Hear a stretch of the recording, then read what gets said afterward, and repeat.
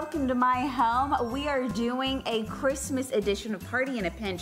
So we have Julie here, and Julie, I invited here because I'm hosting my first cookie exchange. That'll be so much fun. I'm so excited, but one thing that I'm a little nervous about because this is my first one is I need some good go-to cookie recipes. Well, I've got you covered, not a problem at all. We'll start with some pecan butter balls, which are so delicious and super easy to make. Okay, good, I like that. Easy is always good. And then sugar cookies, everyone loves sugar cookies, but I've got a little twist on mine that I think you're going to really like. I'm excited for that. And then I do love mint, and you have a good recipe for that. I have a candy cane cookie, which looks just like a cute little candy cane, and they're so fun to make. If you've got kids, it's a great way to involve them in the cookie baking process as well. I love that. And then one last recipe that One last one. It's a little bit of a stretch if you're not a great baker, but it's called a kolaczki. It's a Polish feast cookie. It actually has yeast in it, believe it or not. But it tastes like a little pastry, and it is so delicious. I think you're going to love it, and so will your friends. Well, I'm excited. Julie, thank you so much for joining us.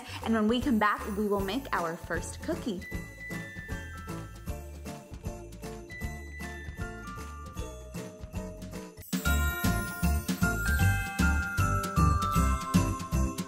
All right, so we are making our first cookie. Julie, so how do we begin? What cookie are we making first of all? Well, we're going to make pecan butter balls, and the reason I wanted to choose this one, if you're busy and you don't have a lot of time, this is your go-to cookie. It comes together so fast. And it is so delicious and so simple to make. Perfect. So basically, I kind of start with 2 sticks of unsalted butter, and they're softened. I've kind of already started it up here. Unsalted is really important. You don't want to use salted butter for this one. It would be just too much in the recipe. Too much. But we do add just a little bit of salt here, and that's maybe, I don't know, 1/4 teaspoon is all. And instead of using granulated sugar, we're going to use powdered sugar. Ooh, okay. Yep. And I'm going to go ahead and mix that in just a little bit here. And so you kind of just put it all into a big bowl. You put it all in a big bowl, and I'll put in the vanilla here. About how much vanilla are you adding? Oh, that's probably about a teaspoon. Okay. Something like that. And you want to mix all this up really nice together. Okay. And for this cookie in particular, what is the temperature that we need to preheat our oven at? That's a good question. It's 350. 350. Okay, 350 in the oven. And of course, it's always a good idea to preheat your oven before you even start this process. You know, my oven takes a little while at home to do. Now, these are pecans that I'd already toasted, and then I chopped really fine. Okay, and so you toasted them first and then toast them first and then chop them. It's about 1 cup. Okay. And you just pop that right in there, and you just mix that all together. And you just mix that And that was something that we talked about too, that this cookie is fairly easy considering that it's always so popular during the holidays. It is, and it's, you know, it is an old favorite, but there's a reason. There's a reason it's an old favorite. Yeah, there's a reason why people love it. And so what are you putting in now? This is 2 cups of all-purpose flour. And it's just plain flour, not the kind, not self-rising, just all-purpose. And hopefully we won't make a cloud of snow inside your kitchen. So we'll start this a little slow here. And you just mix that all together. Yeah, you just mix it up, and that's basically, I mean, we've basically made the cookie. We just have to get it to come together here, which won't take us long at all. And the other thing I really love about this cookie, too, it's so easy to form, which you're going to see here in just a minute. Well, and also what's so great about this cookie is that it has such a good flavor that it can go with anything, whether you're drinking tea or whether you're drinking some coffee or whatever it may be. It's just always such a hit for young and old, right? Even kids like it, too. It really is a crowd pleaser, I would say. It's one of those... as long as someone doesn't have a nut allergy. It's really just like a little shortbread that has delicious pecans in it. Yeah, it really is. So basically here, I mean, we've kind of worked that all together. And you just take a little bit of the dough. And you just kind of put it in your hands. See how easy? That's it. You made one. Boop. That's it. That's it. And one thing that's wonderful about this is you don't have to worry about keeping them far apart. So all of this is going to easily fit on there. As long as they're maybe a ½ inch apart like that, that's all you have to do. It's really that simple. That is so easy. When you do it, you bake them until they're just a little bit toasted on the top. You want it to hold together, a little brown underneath. So probably around 15 minutes, but check your own oven. You know, every oven's a little bit different. And when they come out, you want them to cool completely. And then you're going to sprinkle them with some powdered sugar. You can put like a Ziploc bag. And put powdered sugar in there, put your cookies in, kind of gently toss them around. So 350, you're putting these in for how long? Probably around 15 minutes, but check your oven. You want to make sure that they're just lightly toasted, not super brown, just slightly toasted, and that the bottom is set and just a little golden brown. and then let them cool completely before you put them in powdered sugar, and then you're good to go. Sounds easy enough. All right, Julie, well, I will help you roll the rest of these, and then we'll pop them in the oven, and when we come back, we'll make our second batch of cookies.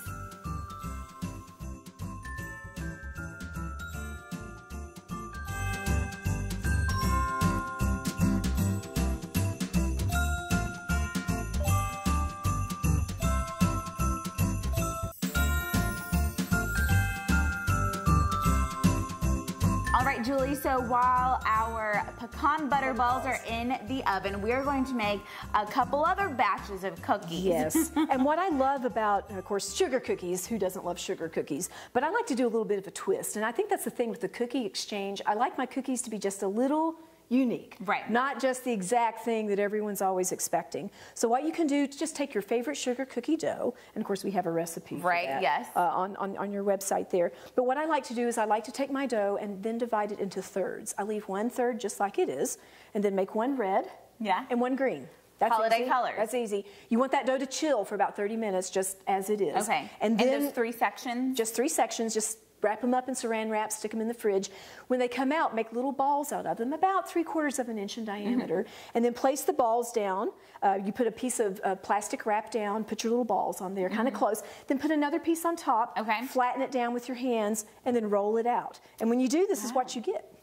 Wow. Now you can use any colors you want. It almost looks like a colorful soccer ball, doesn't it? It really does, and it just depends on how you place them. I kind of tried to be careful so I didn't have 2 reds next to each other, 2 greens.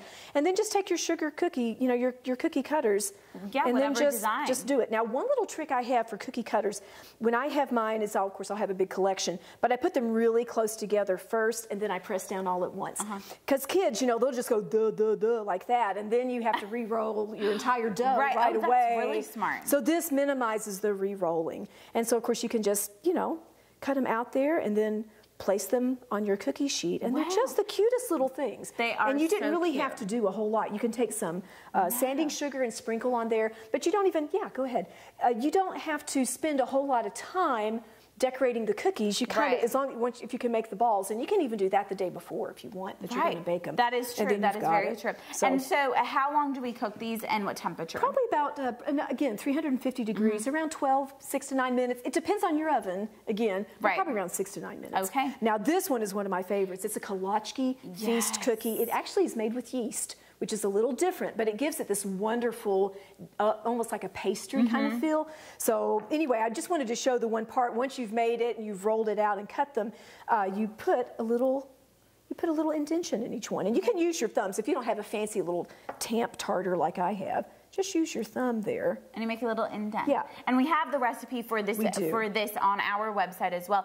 And so what are you doing right now? Putting some sort of I'm putting, jam? what I like to put in is a seedless jam. This is a raspberry, but you can put blackberry. Apricot's one of my favorites. Ooh, that would be really good. Well, whatever your favorite jams are, and then you bake it, and when it comes out, again, you let it cool. You put a little vanilla glaze on there, and it's almost like a little Danish. Ooh. So it's the coolest little cookie, and it's Kolachki, which is fun to say. Yes, and so how long do we cook those for? Probably around 20 minutes. So it definitely takes a little bit longer for that to do. And this one you do have to let rise. I mean, once you roll it out, you got to let it rise just a little bit, but only about 15 minutes, so it's not a big deal. But the flavor is so unique. This is one of my personal favorite cookies. Well, I can't wait to try. Yeah, if you don't have time, you make the pecan butter balls. If you've got some time, the Kolachki is really yummy. Love that. All right, Julie, thank you so much. We're going to put this batch in the oven. We're going to continue to cut these, put it in the oven, and when we come back, we'll make our last batch of cookies as well.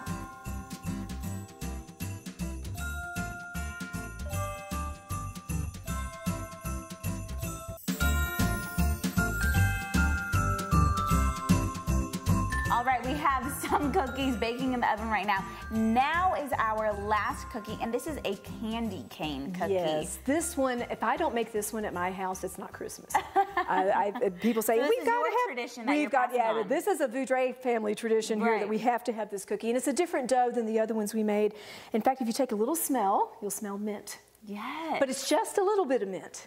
It smells really good. Yeah, so it's just, I played with the recipe. It's just the right amount so it tastes like peppermint, but it doesn't taste like toothpaste. Right. So mint is one of those, the peppermint, you gotta be a little careful. And if you like yours a little more exciting, you know, you could feel free to add a little more peppermint. Definitely. Don't want to go too far. So how do we make the dough, and tell me how we get to this point? Well, it's a similar process to most cookies. You know, you're going to cream together your sugar and butter and add the flour and flavorings and all of that. And of course, like I said, the recipe that you've got there. The recipe is on our website. And you do need this one to chill. This one has to chill about 2 hours in the refrigerator before you start working with it. And so what I do is, of course, I take half of my dough, separate it out. The other half, I dye it red. And so then we have red and white dough. Of course, you could do green if you wanted, or any color that you wanted to make your candy cane out of. And once it's all been chilled, then you have, you know, you just kind of separate it out into 2 sections, and then you roll them out, make little snakes. So kids love this one. Right. And their candy canes might look a little interesting. But once you've rolled it, they might not look like candy canes, right? Once you've rolled it out, you put those 2 together. And at that point, you twist. About how long? Just that long? That long. Just eyeball it. Whatever you know, if you want to get out a ruler, you can, but just how long do you want your candy canes? You know, there's really not a wrong way. Sometimes you'll see that it'll kind of tear apart. Just stick it back together. It's fine. The dough's a little, you know, it's going to do that, but it's not a problem. And once I've done it to that point, I like to roll it so that it really comes together. You see how much that changed just doing that little roll right there. Wow. And at that point, then you just curve one end. Okay. And you've made a candy cane. And then you'll just put that. Easy. It is. It's not that hard. It takes a little time to do. What I have found, as far as sprinkling them with sugar, the sugar will just bounce off. If I put it in a plate and then I put my cookie down, press just a little bit, come up. It's perfect. Oh my gosh, that's great. That is so cute, especially that color of the sugar as well. And this has a little bit of a peppermint taste to the sugar as well. So you bake all of those, and then, you know, you let them cool on the tray so they don't fall apart, and you have these wonderful little candy canes. And how long does this go into the oven? I believe that's around that 15 to 20 minutes as well. The recipe's on the we have the recipe on our website. Julie, thank you so much. When we come back, we'll do a little tasting of all these wonderful cookies. Thanks again, Julie.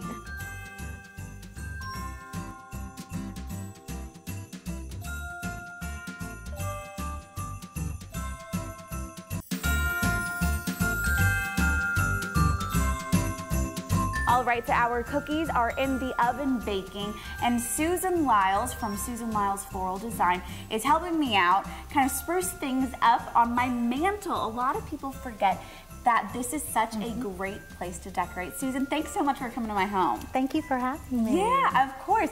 So a lot of people, you know, they have Christmas trees, they have beautiful dining room tables, but a mantle is kind of the core of a living room or a family room, and this is where you are helping me today. Yes. So we have already put some garland obviously behind us, and I kind of told you the colors that I wanted in my house. You know, we have a lot of red pillows. Red is very Christmassy, and so I kind of told you those colors, and you have brought some ideas on how to implement that. Yes, so to start with, we just want to get a plain green garland base that you can find at most craft stores. And then what we've done is, based on things that you told me, we selected some different colored picks. You wanted the red and the silver, some of the more natural cones and things. And we just are adding them little by little to the garland. Right, and these are picks that you can get at any craft store, right? Yes. Wonderful, and so obviously different price points as well. Exactly. And so you can go in and kind of look at different colors that can match whatever room you're trying to kind of incorporate. And so we have half of the mantle done that you have been working on today, and so now we're kind of doing the other half. How would you suggest someone go about starting their mantle? So initially, you just want to get your garland secure, either to something in the back, or if it's not as deep of a mantle, you can use a weighted stocking holder or a heavy candle. And then once you get that secure, you start adding in your various picks. I like to start with some of the more natural green, and we did some of these branches, and then why don't we just add in a few? Yeah, perfect. Okay, if you'll hold those, Hannah. Let's start with these cones. And one nice thing is that all of these are wired, so they're bendable and flexible. You can kind of set them wherever you would like. We're just gonna put this one in, sort of tuck it in back here, and then that'll kind of fluff it out, and that'll add some depth and shine and texture to that. So Susan, some great tools to have when you're doing something like this are some wire cutters, right? Yes. All of these are wired, so you don't want to use regular kitchen scissors. You want to have some wire cutters on hand. It'll make your life a lot easier, right? Absolutely. Won't ruin your scissors. Yeah. And then you can take larger picks like this one and just cut off smaller pieces with the wire to wire into your design. Oh gosh, that's so easy. Okay, great. So now we put in some pine cones. What's kind of our next step? Well, we want to add some red to this side. We can, if you want to do one side first, then you can keep referencing that. What is your advice for? I generally start with the base garland and then add in one thing at a time. Perfect. Like do all the berries, then do all the cones. Perfect. Okay. Well, here, I'll give this to you and we'll switch. Okay. And we'll let you put the red berries in. And so when you're putting the picks in, how do you suggest people, you know, kind of do that? Do they just kind of wiggle them in? Or? Yes, you just kind of feel, this has been secured pretty tightly, so I'm just kind of feeling with that and getting it where I want it. And then you can even use some of this, you can pull some underneath, kind of give it more of a natural look and secure it like that, with that way. Great, and so once we start doing all the red berries, you can add other things in as well. Yes. So this silver just will really catch the light at night, and we'll put in a piece over here at the end. Not out of there. And what's great too is that you can choose all different colors. And so obviously the colors that I chose were the kind of red and the greens and the kind of frosted natural looking. And so people can choose all different types of colors as well too. And so what is this pick? I mean, this is kind of that frosted kind of look. Yes, this has more of a frosted look, and again, once you put it in against your green, it's just going to add depth and texture to what you already have. And so it's more three-dimensional, it's not flat. And what's great about this is that this is not permanent, so you can always take a step back and look at it and see, you know, what you need to fix. If you need more of red on one side versus the other, right? Absolutely, and change anything that you're not happy with how it looks once you stand back. You can just go in and remove it. Right, and I just saw you kind of bending those green branches around. That's what's great about these, is that they're all flexible as well. And so we're gonna add some more red just to kind of add that color. A little more red right in here so we have red dispersed.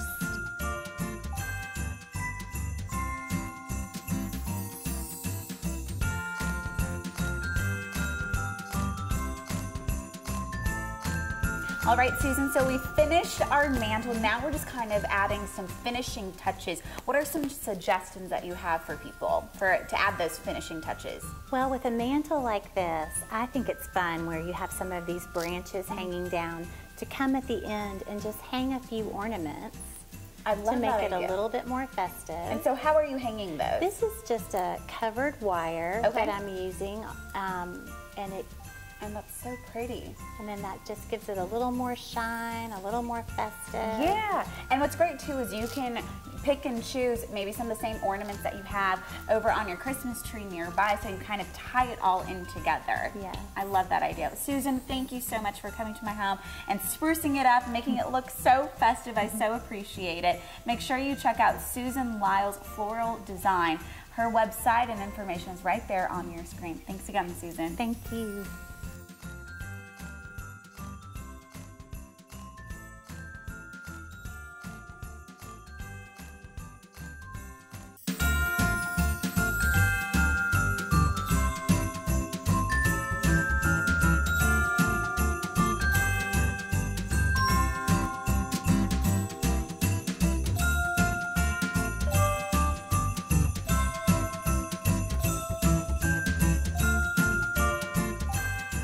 All right, Julie, so we finished and we made all these delicious looking cookies. It smells so good. It does smell good. I'm so excited for my friends to come over here tonight, and they're gonna have a ball. And you know what, Julie, if you don't mind, I'm gonna make sure that they know I have had some help today because this has been so fun. It has been a lot of fun, and I think the cookies are fun for the people to enjoy as well. We got these festive shapes and colors and flavors, and a nice variety as well. They're not all just the same kind of drop cookie. Right. Well, and of course, everyone else is bringing their batch of cookies as well. So this table will be filled with even more cookies. Absolutely. So let's try some. Yeah, let's do And we that. have our little plate of all these delicious looking cookies. Yes. All right, I'm gonna try your little pastry. Yeah, the kolachki. I think you're really, really gonna like that. I'm gonna have a little bite of pecan butter ball myself. That is so good. I love the raspberry jam in it. That is so good. Yep. All right, Julie, thank you so much. You're welcome. So appreciate it. For more Party in a Pinch, you can go online. We have all the information on all these recipes on our website. Thanks again, Julie. My pleasure.